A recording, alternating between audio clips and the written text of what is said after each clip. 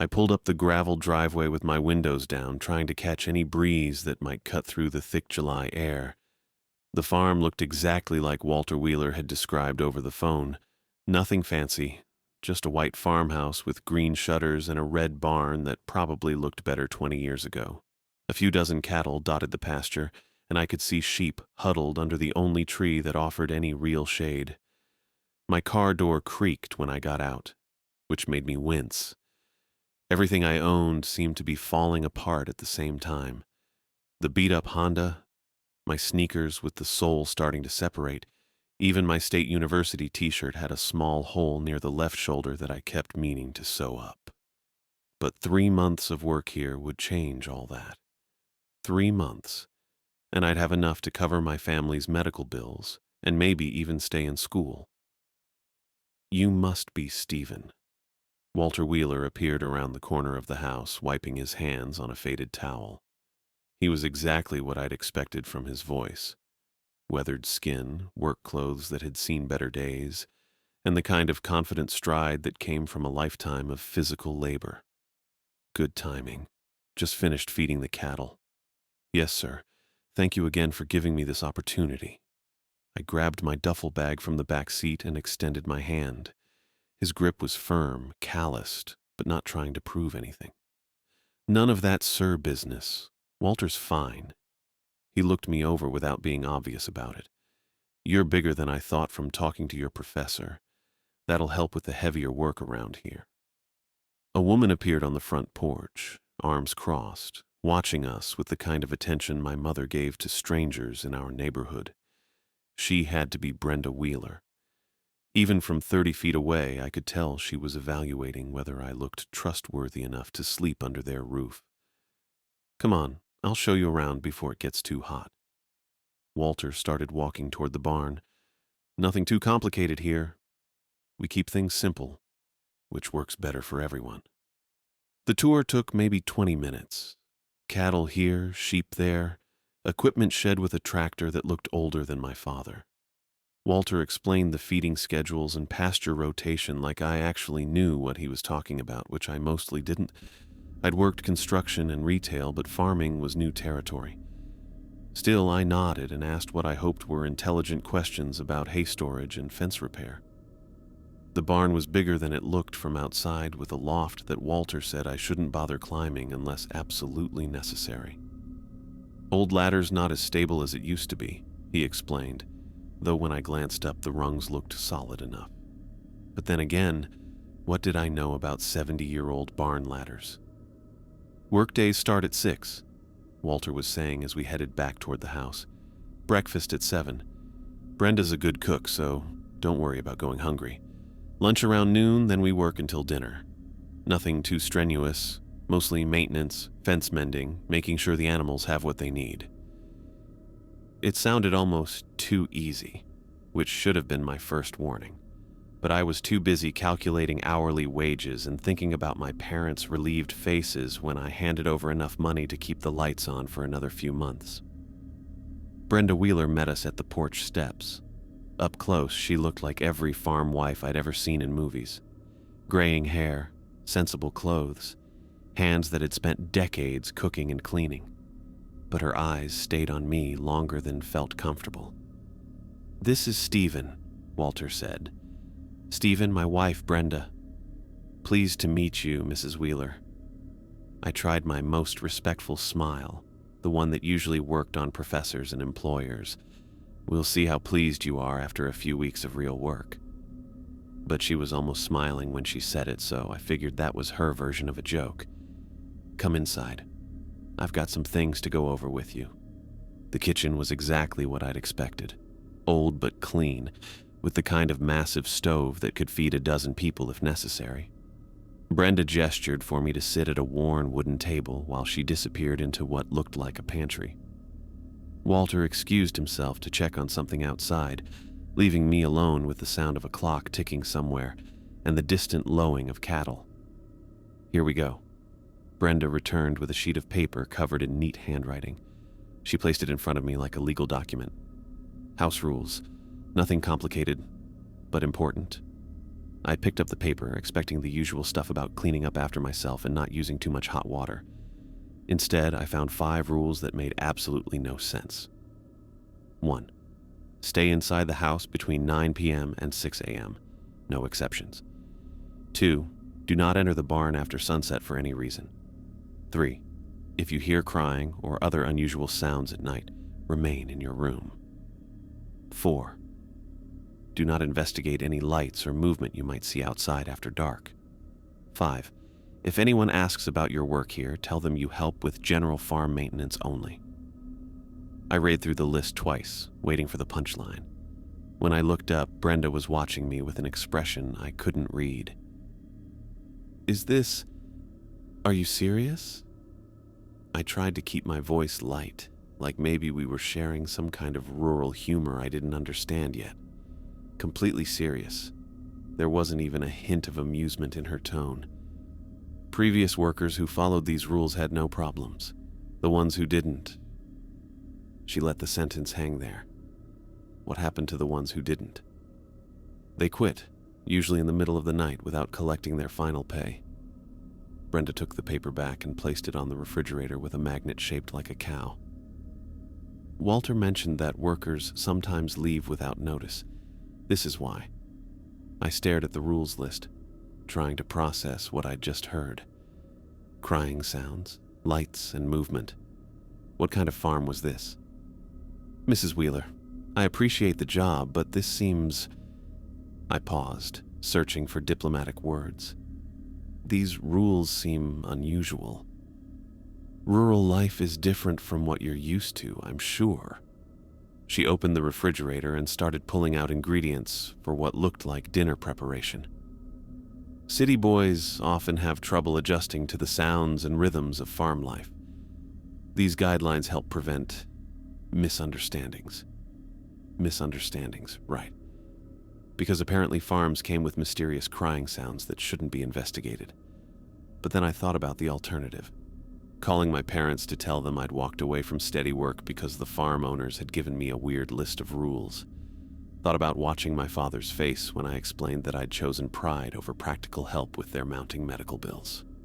I understand, I said, though I absolutely didn't.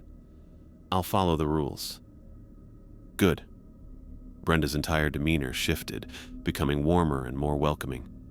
Your room is upstairs, first door on the right, bathroom's at the end of the hall, dinner's at 6. My room turned out to be small but comfortable, with a single bed, a dresser that had seen better decades, and a window that looked out over the pasture. I unpacked my few belongings, hung my spare shirts in a closet that smelled like mothballs, and tried to convince myself that every job came with its eccentricities. Maybe the Wheelers had problems with trespassers. Maybe they'd had break-ins that left them paranoid about security. Maybe crying sounds was their way of describing coyotes or some other wildlife I didn't know about. There had to be logical explanations for everything. Dinner was pot roast with vegetables, better than anything I'd eaten in months. Walter told stories about farming in the area, how the land had changed over the decades, how hard it was to make a living from agriculture anymore. Normal conversation, normal people, normal evening. The rules list stayed on the refrigerator like a reminder of some joke I still didn't get. Around 8:30, I excused myself to write a letter to my girlfriend back home. Maria had made me promise to stay in touch, and I wanted to tell her about the farm while everything still felt new and optimistic. I described the Wheelers as friendly but quirky, mentioned the good food and comfortable room, even made a joke about the mysterious house rules. By 9 o'clock, I was settling into bed with a book, listening to Walter and Brenda moving around downstairs. I heard the front door open and close several times, followed by the unmistakable sound of multiple locks being engaged. That seemed like a lot of security for the middle of nowhere, but maybe rural crime was different from city crime. The house grew quiet around 9:30. Through my window, I could see moonlight illuminating the barn and pasture, everything peaceful and still. Whatever the Wheelers were worried about, it didn't seem to be happening tonight. I'd made it through my first day, 3 months of this, and I'd be able to go home with enough money to solve my family's problems and finish my education. How hard could it be to follow 5 simple rules, even if they didn't make any sense? I fell asleep planning the letter I'd write to my parents, the one where I'd finally have good news to share. I'd been asleep for maybe 3 hours when the crying woke me up. At first, I thought I was dreaming. The sound drifted through my window so clearly that I sat up in bed, instantly wide awake. A baby crying. Not the fussy whimpering of a cranky infant, but the desperate, heartbroken wails of a child in real distress. My first instinct was to throw on clothes and run outside. Every fiber of my being screamed that someone needed help. But then Brenda's words came back to me. If you hear crying or other unusual sounds at night, remain in your room. I pressed my face to the window, scanning the moonlit farmyard. The sound was definitely coming from the direction of the barn, maybe a little beyond it toward the wheat field. But I couldn't see anything moving out there, no signs of people or cars or whatever might explain why a baby would be crying in the middle of nowhere at 2 a.m. The wailing continued, rising and falling like waves. 20 minutes that felt like hours. I sat on the edge of my bed, gripping the windowsill, fighting every instinct I had. What kind of person hears a baby crying and just sits there? But what kind of person gives such specific warnings about not investigating crying sounds unless they know something I don't? Then, as abruptly as it had started, the crying stopped. Complete silence, like someone had flipped a switch. I waited another 10 minutes, straining to hear anything else, but the night had gone back to being perfectly quiet. I spent the rest of the night staring at the ceiling, trying to make sense of what I'd heard. Maybe it was an animal, some kind of wildlife that sounded remarkably like a human infant. Coyotes could make strange noises, right? Or maybe there was a rational explanation involving the Wheelers' neighbors, some family emergency I wasn't aware of. By morning, I'd almost convinced myself it had been a dream. Walter was already in the kitchen when I came downstairs, reading a newspaper that looked like it had been printed sometime during the Clinton administration. He glanced up when I entered, his expression perfectly normal. "Morning, Stephen. Sleep well?" "Fine," I lied, pouring myself coffee from the pot Brenda always had ready. Except I thought I heard something strange around 2. Sounded like a baby crying. Walter's expression didn't change, but he took a slightly longer time turning the page of his newspaper. Probably coyotes. They make all kinds of sounds that can fool you, especially if you're not used to rural life. It really sounded human. "City ears," Walter said with a chuckle that didn't reach his eyes. "You'll get used to it. Country nights are full of sounds that seem strange at first." Brenda appeared from somewhere deeper in the house, carrying a laundry basket. She must have overheard the last part of our conversation because she jumped in immediately. "Stephen, I need you to work on the fence posts in the far pasture today, the ones along the eastern boundary. Take the toolbox from the equipment shed and the extra wire." She was already moving toward the kitchen counter, busy with something that didn't seem urgent enough to require interrupting our conversation. "Actually, I was wondering about best to get started early before it gets too hot," Brenda continued, not letting me finish. "You'll find work gloves in the shed. Make sure you wear them. Some of that wire has sharp edges." The message was clear. Subject closed. Get to work. I finished my coffee and headed outside, but not before noticing that Walter was watching me over his newspaper with more attention than the sports section usually warranted. The equipment shed was exactly where Walter had shown me on my first day. I grabbed the toolbox and wire, plus a pair of work gloves that looked like they'd been used to handle everything from barbed wire to live electricity. As I headed toward the far pasture, I took a detour past the barn. Fresh tire tracks, multiple sets, leading from the main road around behind the building where I couldn't see from my bedroom window. The tracks hadn't been there yesterday, I was sure of it. Deep impressions in the dirt, like vehicles heavy enough to leave permanent marks even in the dry summer soil. I stood there for a minute, staring at the evidence that someone had visited the farm last night while I was hearing phantom baby cries. The logical part of my brain started connecting dots, but I couldn't quite make them form a picture that made sense. The fence work turned out to be exactly as tedious as it sounded. 4 hours of replacing rotted posts and restringing wire while the sun climbed higher and the temperature pushed toward unbearable. I worked alone, which gave me plenty of time to think about crying babies and mysterious tire tracks and the growing certainty that the Wheelers weren't telling me everything about this job. Around 2 in the afternoon, I stopped to drink water and wipe sweat from my face. That's when I saw her. A woman in a white dress, standing motionless in the wheat field about 200 yards away. She wasn't moving at all, not swaying in the breeze, not shifting her weight, not even turning her head. Just standing there like a statue, facing in my direction. At first I assumed she was someone from a neighboring farm, maybe out for a walk or checking on crops. But minutes passed and she didn't move.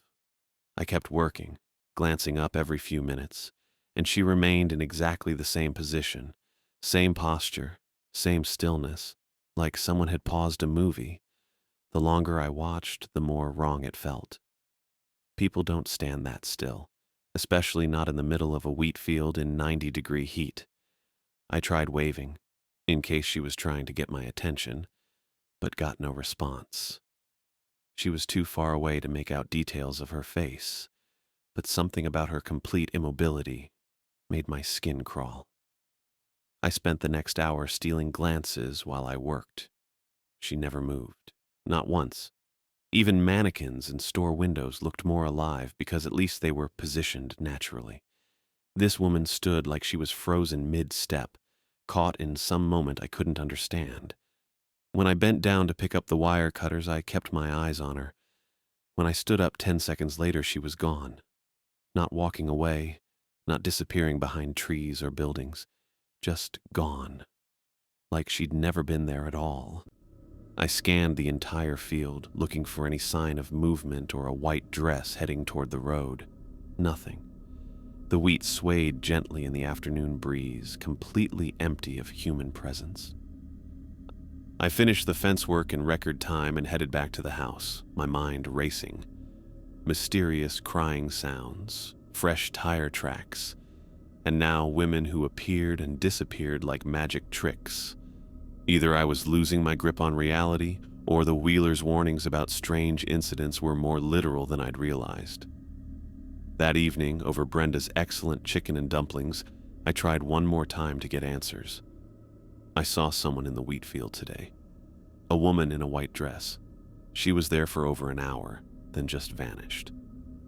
Walter and Brenda exchanged one of those quick marital glances that couples develop after decades together. The kind that communicate entire conversations in a fraction of a second. Probably someone from town cutting through the property, Walter said, but his tone suggested he knew exactly who I was talking about. People take shortcuts sometimes, especially in hot weather. She didn't move for over an hour, then she disappeared. Heat can play tricks on your eyes, Brenda added helpfully, especially when you're working outside all day. It's easy to mistake shadows or farm equipment for people. But I knew what I'd seen, and it wasn't shadows or equipment. It was a woman in white, who stood impossibly still before vanishing completely. Combined with everything else I'd experienced, it painted a picture I couldn't ignore any longer. After dinner, I told the Wheelers I needed to drive into town for supplies, personal items I'd forgotten to pack. Walter offered to let me use his truck, but I insisted my car would be fine. What I really needed was to talk to someone who wasn't connected to this farm, someone who might have answers about what was really happening here. As I drove down the gravel driveway, I caught Walter watching me from the front porch. In my rearview mirror, I saw him stay there until I reached the main road and my car disappeared from sight. Time to find out what the locals knew about the Wheeler farm and its history of strange incidents. The Prairie Rose Diner looked like every small-town restaurant I'd ever seen in movies, complete with red vinyl booths and a pie case that dominated half the counter. The bell above the door announced my entrance with a cheerful jingle that made me think of simpler times. back when my biggest worry was passing organic chemistry. "Just you tonight?" The waitress behind the counter had auburn hair pulled back in a ponytail and the kind of genuine smile that made you feel welcome, even if you were a complete stranger. Her name tag read, Kathleen. "Yeah, just me." I slid into a booth near the window where I could see my car in the parking lot. "Coffee would be great." "Sure thing. You passing through or staying somewhere local?" She filled a white ceramic mug with coffee that actually smelled decent, which was more than I could say for the stuff I usually drank at school. "Working out at the Wheeler farm for the summer." I wrapped my hands around the mug, grateful for something normal after the last 24 hours of weirdness. Kathleen's smile faltered. Not dramatically, but enough that I noticed the change. She set the coffee pot down and looked at me with a different kind of attention. "The Wheeler place. You're the new worker Walter mentioned in town last week." "That's me, Stephen Fernandez." I extended my hand, which she shook briefly. "Have you lived here long?" "My whole life. 26 years of watching this place change." She glanced around the nearly empty diner, then back at me. "How are you finding it out there?" Something in her tone made me pause. This wasn't casual small talk anymore. "It's interesting. The Wheelers seem nice enough, but they gave me this list of rules that are pretty specific. Staying inside after 9, not going near the barn at night, that kind of thing." "Rules." Kathleen repeated the word like it tasted bad. "What else did they tell you about the property?" "Not much.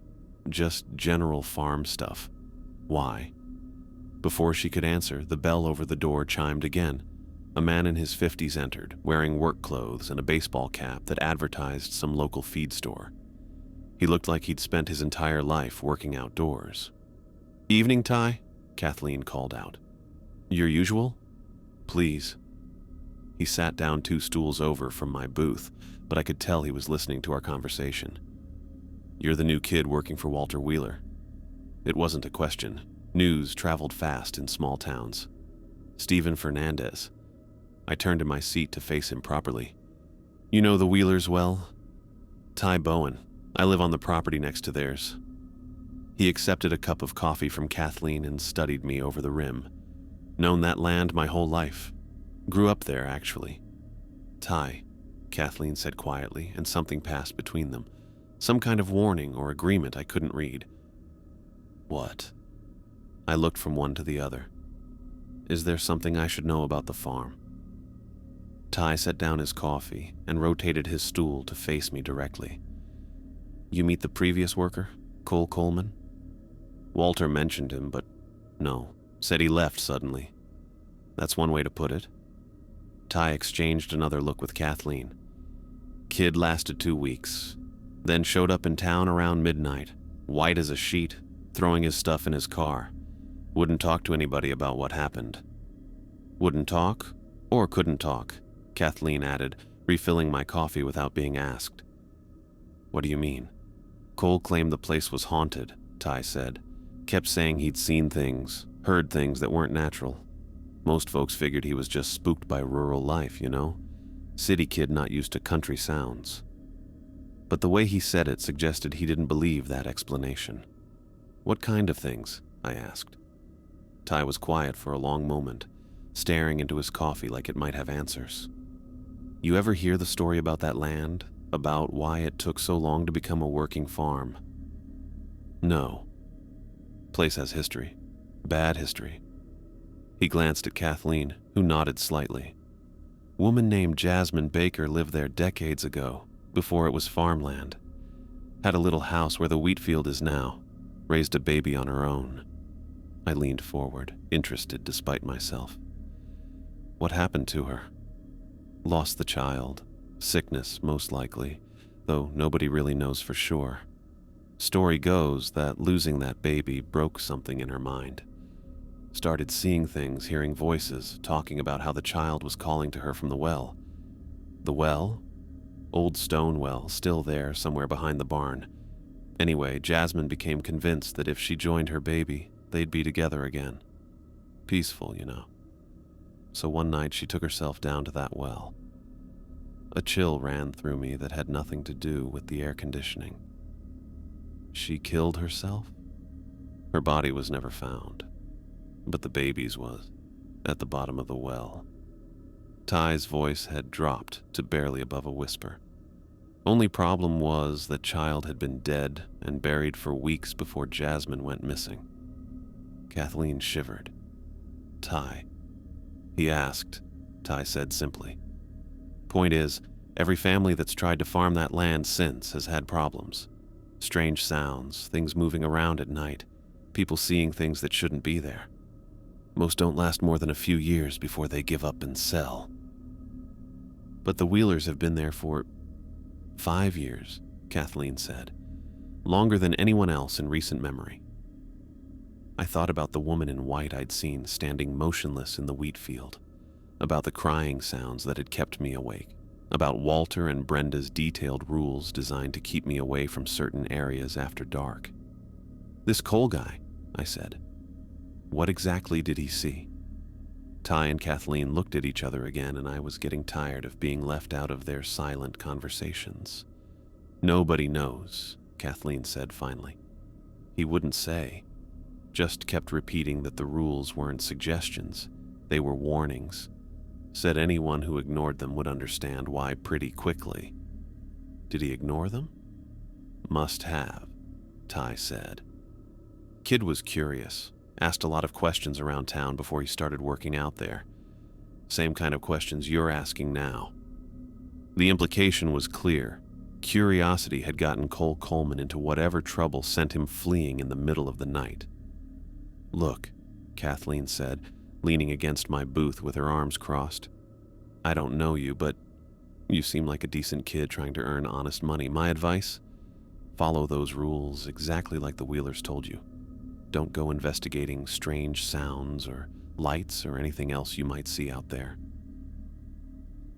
And if I do see something, stay in your room and wait for morning, Ty said firmly.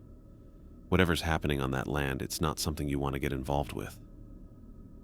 I wanted to ask more questions, but both of them had made it clear the conversation was over. Kathleen brought me a menu and started talking about the dinner specials, while Ty turned back to his coffee and the newspaper someone had left on the counter. I ordered a burger and spent the next hour trying to make sense of what I'd learned. Local legend said the farm was haunted by a woman who'd lost her child and possibly killed herself decades ago. The previous worker had experienced something terrifying enough to make him abandon his job without explanation. And everyone who'd tried to farm that land eventually gave up because of supernatural incidents. But if the place was really haunted, why were Walter and Brenda still there? Why were they thriving when every other family had failed? And why did their rules seem designed specifically to keep workers away from certain areas at certain times, rather than protecting them from random ghostly encounters? The burger was good, but I barely tasted it. My mind kept circling back to the woman in white, standing perfectly still in the wheat field for over an hour before vanishing completely. If that was the ghost of Jasmine Baker, why had she appeared during the day? And why had she been watching me specifically? I paid for dinner and left a generous tip, partly because the food was decent, and partly because I hoped it might make Kathleen more willing to answer questions if I came back. Drive safe, she said as I headed for the door. And Stephen, those rules exist for a reason. Don't forget that. The drive back to the farm took 20 minutes on empty country roads, giving me plenty of time to think about ghosts and mysterious disappearances and rules that weren't really rules at all. By the time I turned into the Wheeler driveway, I'd almost convinced myself that small-town legends were just small-town legends. Stories that grew larger with each telling until they bore no resemblance to whatever had actually happened. Then I saw the tire tracks. Multiple sets, leading from the main road around behind the barn, where they'd be invisible from the house. Fresh tracks, deep enough to have been made by heavy vehicles. More than yesterday, and definitely more than could be explained by normal farm business. I parked next to the house and sat in my car for a few minutes, staring at the evidence that someone had been visiting the Wheeler farm regularly, despite Walter and Brenda claiming they rarely had visitors. The tracks weren't random. They followed a specific route that avoided the main driveway and the family's line of sight. As I walked toward the house, I counted at least 4 different tread patterns in the dirt. 4 separate vehicles, maybe more, all taking the same hidden route to and from the barn area. Walter appeared on the front porch as I reached the steps, like he'd been watching for my return. "How was town?" he asked, but his eyes were already scanning my car and the road behind me. "Good. Got some supplies. Had dinner at the diner." I kept my voice casual, normal. "Nice place. The waitress mentioned she knew you. Kathleen Sanders. Her family's been here forever." Walter held the door open for me, but I noticed he stayed outside until I was well inside the house. "Find everything you needed?" "Yes, sir. Thank you." But as I headed upstairs to my room, I couldn't shake the feeling that Walter's questions had been less about politeness and more about determining exactly who I'd talked to and what I might have learned. The rules list was still on the refrigerator, but now it felt less like helpful guidelines and more like a test, a way to determine whether workers could be trusted to mind their own business when strange things started happening. Based on what Kathleen and Ty had told me, Cole Coleman had failed that test. The question was whether I'd be smart enough to pass it or curious enough to follow in his footsteps. Either way, I had a feeling I'd find out soon enough. 2 nights later, car engines woke me up at 2 in the morning. I'd gotten used to the normal farm sounds by then, cattle moving around, the old house settling, even the occasional coyote howl that Walter claimed explained all the weird noises I might hear. But internal combustion engines weren't part of the rural soundtrack, especially not multiple vehicles driving with their headlights off. I rolled out of bed and crept to the window, staying low so I wouldn't be visible from outside. 3 trucks were parked behind the barn, arranged in a semicircle with their tailgates facing the building. People moved between the vehicles and the barn like worker ants, carrying boxes and equipment I couldn't identify from this distance. The smart thing would have been to get back in bed and pretend I'd never woken up. Follow the rules, mind my own business, collect my paycheck in a few months, and go home with enough money to keep my family afloat. But watching those shadowy figures work with military precision, I knew whatever they were doing wasn't farming. I checked my phone, 2:17 a.m., the exact same time I'd heard the crying 2 nights ago. Moving as quietly as possible, I opened my bedroom door and listened. The house was dead silent, no sounds of Walter snoring or Brenda's occasional late-night trips to the bathroom. I made my way downstairs, avoiding the steps that creaked, and peered down the hallway toward their bedroom. Their door was open. The room was empty. My hands were shaking as I unlocked the front door, turning each deadbolt slowly to avoid the clicking sounds. The Wheelers weren't in their bedroom because they were outside participating in whatever was happening behind that barn. All their warnings about staying inside after 9, all their concern about my safety. Complete bullshit designed to keep me from seeing exactly what I was seeing right now. The night air was warm and still, perfect for carrying sound. As I got closer to the barn, I started picking up fragments of conversation between the soft thuds of equipment being moved. Next batch ready by Thursday.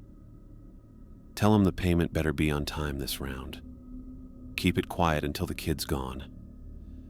I worked my way around to the side of the barn where I'd noticed that gap in the wooden slats during my first day's tour. The opening was narrow, maybe 6 inches wide, but enough to see inside if I positioned myself correctly. What I saw made my stomach drop. The barn's interior had been completely transformed. Where I'd expected hay bales and farm equipment, someone had installed what looked like a small factory. Tables covered with chemical equipment, scales, and packages wrapped in plastic. People in masks and gloves worked around the setup like they'd done this 100 times before. Drug processing. Had to be. The sophisticated equipment, the careful handling, the obvious need for secrecy. This wasn't Walter and Brenda's quaint family farm. This was a distribution center disguised as rural property in the middle of nowhere. "Temperature's holding steady," someone called out, their voice muffled by a respirator mask. "We should have this batch finished by sunrise." "Good. I want everything cleaned up before the kid starts asking questions." That voice was clearer, unmasked, male, maybe mid-20s, with an accent that sounded familiar. I pressed closer to the gap, trying to get a better look at the speaker. "You think he suspects anything?" a woman asked. Definitely not Brenda. This voice was younger, sharper. "Kid's curious, I'll give him that. Been asking questions around town, same as the last one. But Walter's got him convinced about the ghost stories, and Brenda's rules keep him inside when we're working." The last one. They were talking about Cole Coleman. "Speaking of which," the familiar voice continued, "how's our friend enjoying his new arrangement?" Someone laughed. "Coleman's doing fine. Amazing how cooperative people become when you explain their options clearly." My blood turned to ice water. Cole hadn't fled in terror. He'd been recruited. I needed to get back to the house, needed to think about what this meant, needed to figure out how to get out of here without ending up like Cole. But as I started to back away from the barn, my foot came down on a branch that snapped like a gunshot in the quiet night. Every voice inside the barn stopped talking at exactly the same time. What was that? Someone's outside. I heard footsteps moving toward the barn door, multiple sets, moving fast. I turned and ran toward the house, but I wasn't going to make it. The distance was too far, and whoever was chasing me knew this property better than I did. "There!" The familiar voice again, shouting now. "By the house!" A beam of light hit me squarely between the shoulder blades. I was caught in a flashlight's glare with nowhere to hide. 30 yards from the front door with at least 3 people closing in behind me. I reached the porch and grabbed the door handle, praying the Wheelers hadn't locked it when they left for their midnight shift. The knob turned, and I practically fell through the doorway, slamming it behind me and fumbling with the deadbolts. My hands wouldn't stop shaking. I couldn't get the locks to engage properly. And through the window, I could see lights approaching the house. They knew I'd seen everything. They knew I understood what was really happening here. And based on what they'd said about Cole Coleman's options, I had a pretty good idea what choice they were going to offer me. The footsteps on the front porch sounded like thunder. Someone knocked on the door, 3 sharp raps that managed to sound both polite and threatening. "Stephen?" Walter's voice, calm and reasonable. "We need to talk." I barely slept after Walter's midnight visit to my door. When he'd knocked and asked to talk, I'd stood there with my hand on the deadbolt, knowing that opening it would probably seal my fate. But Walter had waited maybe 30 seconds before speaking again through the wood. "Tomorrow, Stephen. We'll discuss everything tomorrow when you've had time to think." The footsteps had retreated, and I'd spent the rest of the night staring at the ceiling, trying to figure out how someone gets out of this kind of situation alive.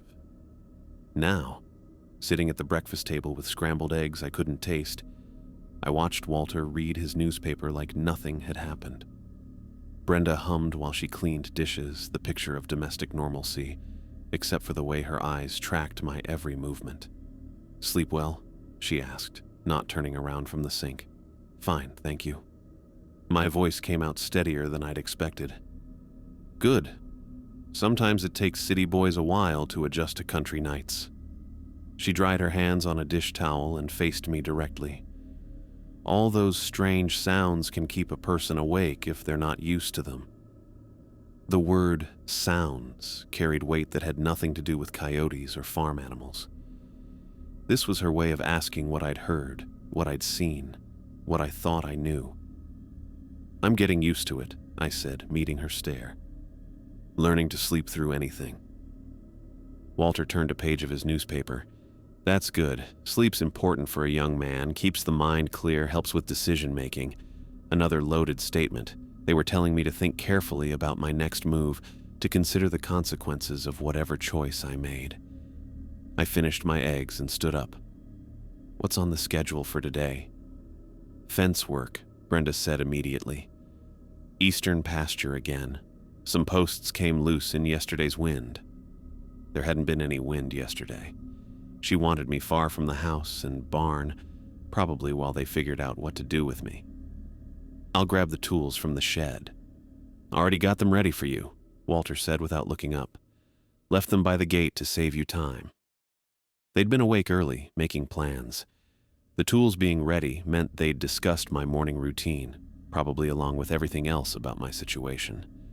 I spent the next 4 hours replacing fence posts that didn't need replacing, working slowly to buy time while I figured out my options. Running wasn't realistic. They'd be watching for that, and I didn't know the back roads well enough to avoid being caught. Staying meant accepting whatever arrangement they had in mind, and based on what I'd overheard about Cole, that probably involved becoming part of their operation. The third option was getting help. But who was I going to call? The local sheriff who'd probably known about the Wheeler farm for years. State police who wouldn't believe a college kid's story about rural drug dealers. Around noon, I heard a car coming up the gravel driveway.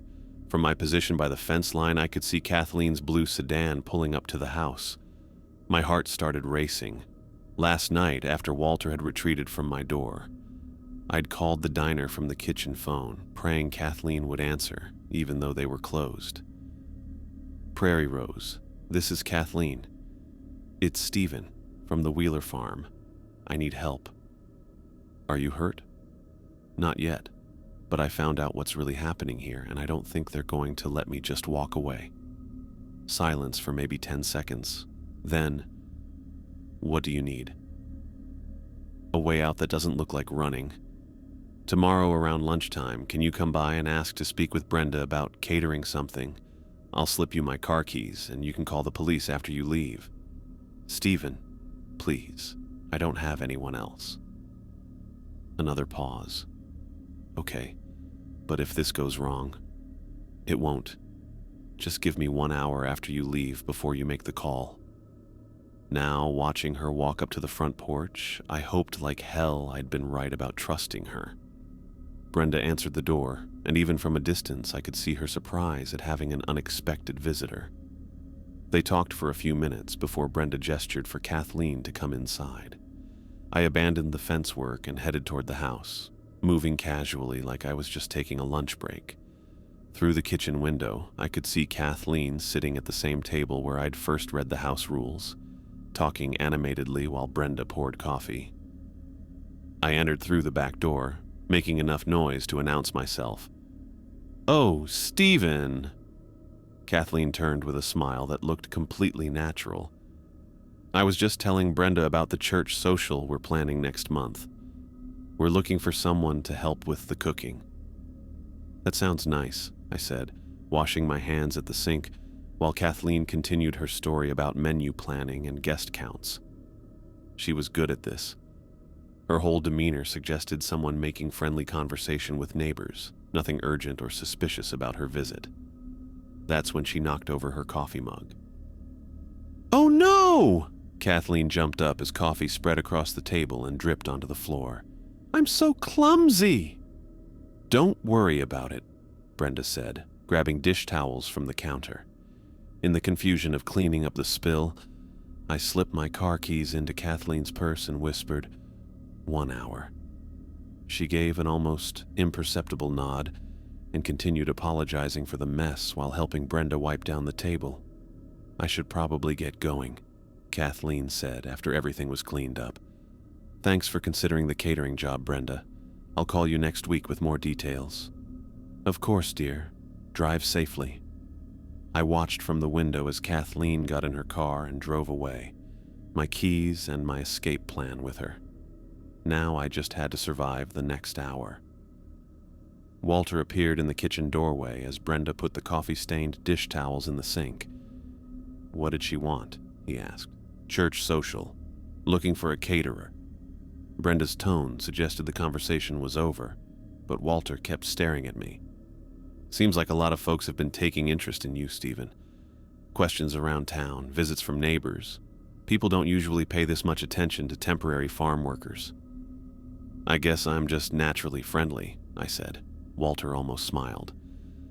"That can be dangerous in the wrong circumstances." Before I could respond, another car pulled into the driveway. Through the window, I watched a familiar figure get out of a blue pickup truck and walk toward the house. Cole Coleman looked exactly like Kathleen had described him. Young, confident, expensive clothes that didn't belong on a farm. But there was something different about his face, something harder than I'd expected. "Well," Walter said, seeing him approach, "looks like you're about to get some answers to those questions you've been asking." Cole knocked once and entered without waiting for permission, like someone who belonged here. "Hey, Walter. Brenda." He nodded to them, then looked directly at me. "You must be Stephen. I'm Cole Coleman." "The previous worker," I said. "Heard you left pretty suddenly." Cole laughed, but it wasn't a pleasant sound. "That's one way to put it. Actually, I never left at all, just moved to different accommodations." The pieces clicked into place. Cole wasn't a cautionary tale about workers who couldn't handle rural life. He was proof of what happened to people who discovered the truth about the Wheeler farm. "See, Stephen?" Cole continued, settling into a chair like we were old friends. "When you've seen what you've seen, you really only have two choices. You can become part of the team, or..." He let the sentence hang there while Walter and Brenda watched my reaction. "Or what? Or you can join all the other folks who've disappeared around here over the years. Amazing how many people the locals attribute to that ghost story. Jasmine Baker's been real convenient for explaining away inconvenient questions."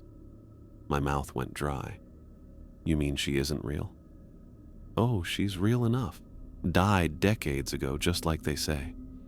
But Walter and Brenda here, they've gotten real good at making sure certain problems disappear in ways that folks blame on supernatural causes." Cole reached into his jacket and pulled out a thick envelope. "This is what I made last month.